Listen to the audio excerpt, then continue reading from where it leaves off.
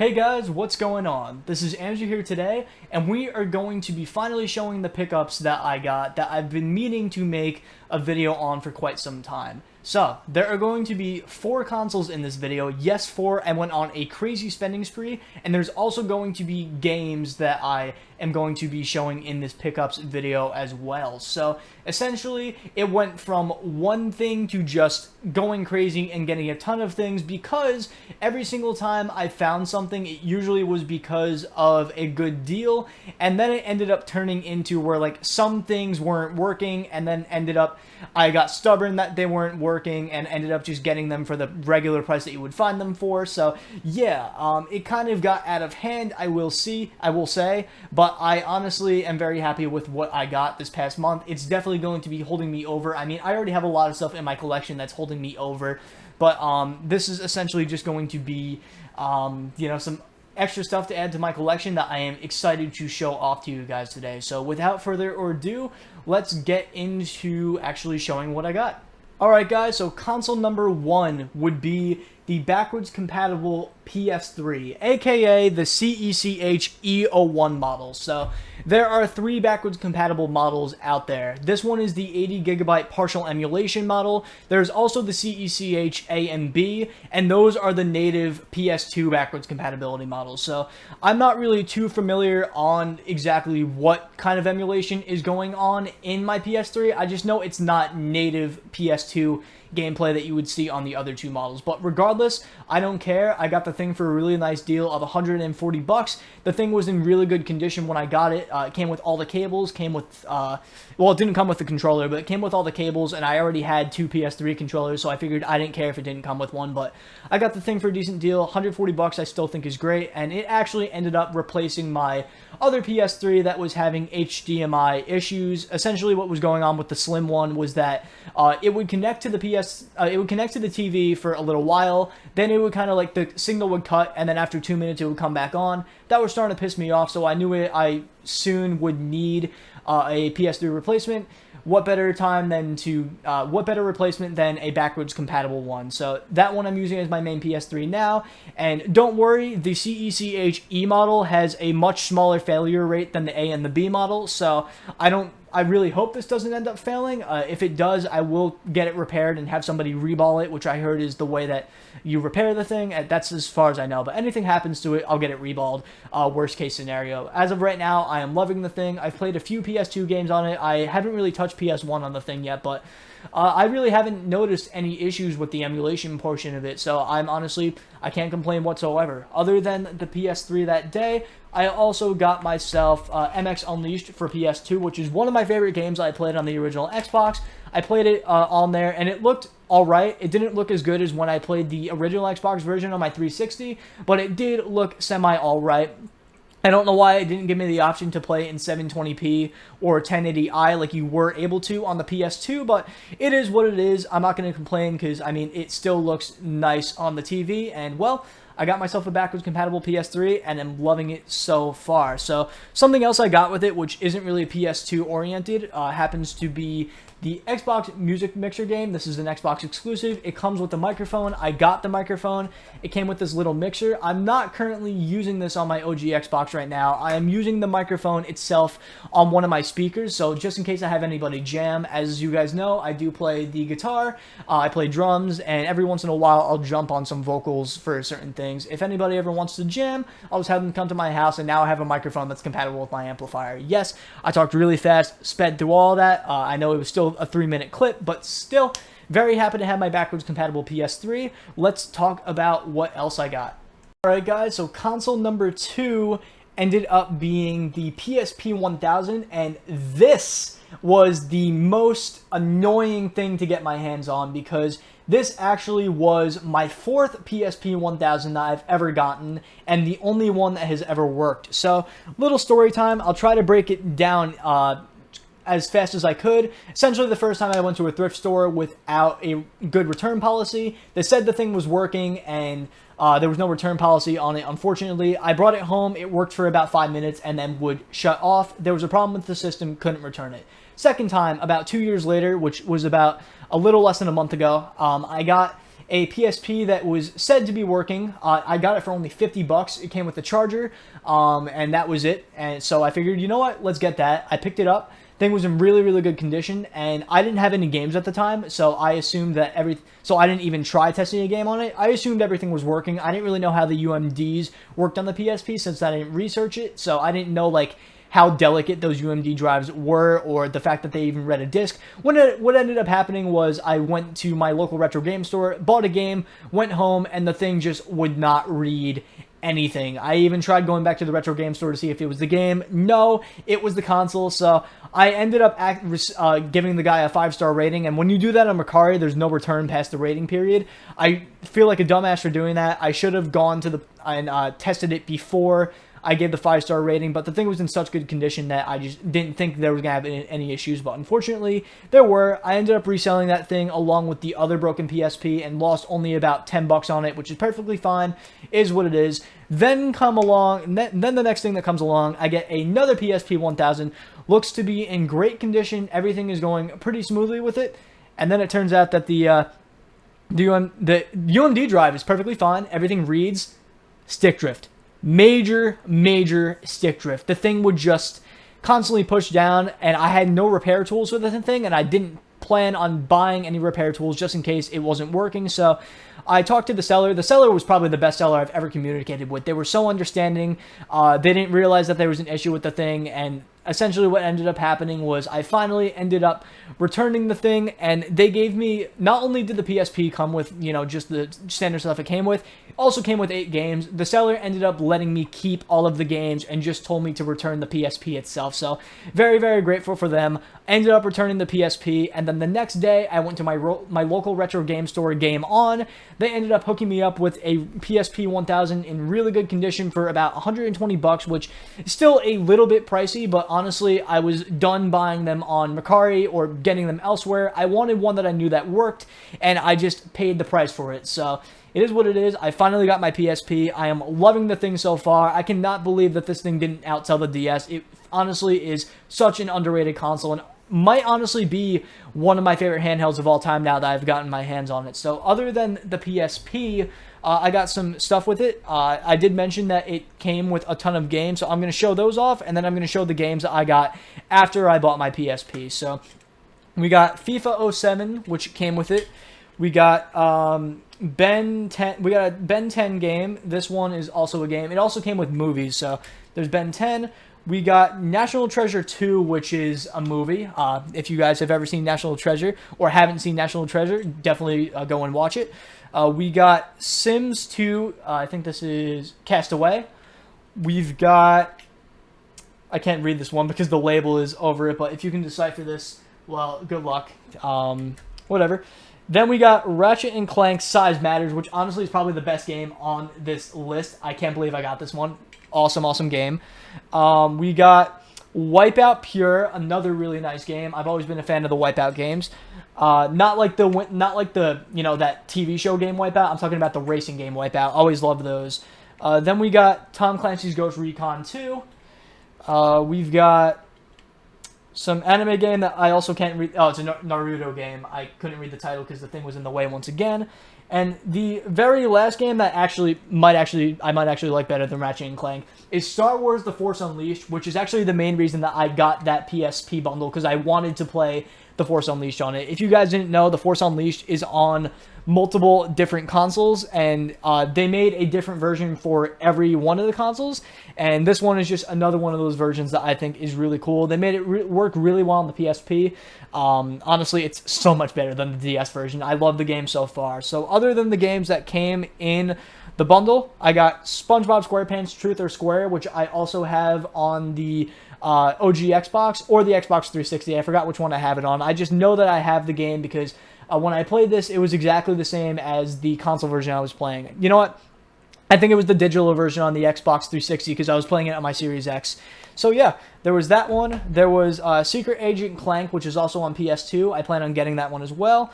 And then probably the worst Battlefront 2 port I've seen so far This one, essentially, since you don't have a second joystick, they have you use the face buttons for the camera, and it just doesn't work. I'm sorry, it doesn't work. I hate it when games tried to do that. I know they tried it on the Dreamcast as well with Quake, and it was frustrating. I hate those kind of games. It just does not work without a joystick, in my opinion. I mean, maybe I'll eventually adjust to it, but yeah, no, it doesn't work very well. So that was everything in the PSP haul. Let's jump on to console number 3. So console number 3 is one that I am slightly regretting due to recent news, and that is the Splatoon 3 Switch OLED. So if you guys haven't heard, Nintendo announced the Pokemon Scarlet and Violet version of the OLED. So yeah, leave it up to Nintendo to wait until after everyone already bought this to announce the one that probably everybody would have gotten over this. Yeah, I mean, I probably would have waited. I will say that even though I do slightly regret not waiting, I have to say that this does look a lot better than the Pokemon one. I don't know if I'm going to get the Pokemon one. That's something I'm still thinking about, but right now I'm probably leaning towards no, because this console looks really nice and I don't need more than one OLED. I mean, I am a collector and I want to get all the Pokemon consoles, but essentially I don't think it's worth it for me to get another Switch when I already have the Zamazenta Zacian Switch Lite, the Diamond and Pearl Switch Lite, the Switch V1 Gray version, and now this OLED on top of that. So we'll see what happens. I am liking this console a lot so far, though. I personally think it feels a lot better than the original Switch. I think the kickstand is really nice. The screen is very nice.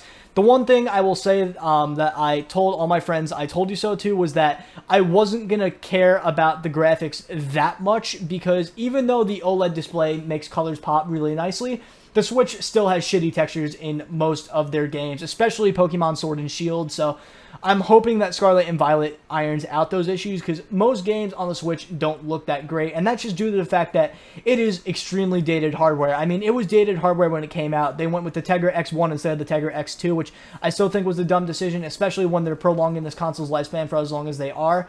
And unfortunately, it's just getting to a point where, like, I'm not really liking playing the Switch as much as I did, but I am really excited for Scarlet and Violet. I will be picking up Splatoon 3, and hopefully this console will get a little bit more of attention. It's been getting some attention because I got it, and once I get something, I pay attention to it for a little while, so we'll see what happens. Honestly, I don't know if I'm going to be getting the Scarlet and Violet Switch, but for now, I am liking this. It does look a lot better than the Pokemon one in my opinion, so honestly, even though I do regret not waiting for the Scarlet and Violet one, I will have to say that this is still an amazing looking console, and I will be keeping this one.